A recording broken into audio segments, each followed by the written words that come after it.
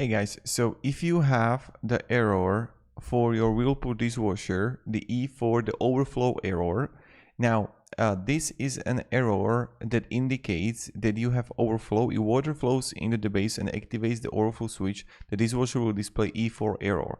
Now, how to fix this issue?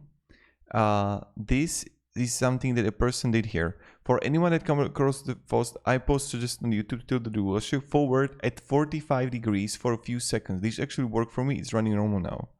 So what you want to do is you want to tilt it like I'm going to show on the pictures. Tilt it like this, and you will see that the water will come from the bottom. And this is how we're gonna fix the issue.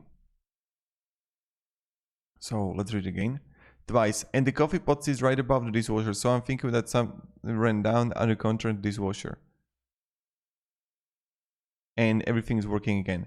So this is something that you want to do. Just like when you're gonna have it, just move it like this, and like on the pictures, and then the water is going to come out and it should work again.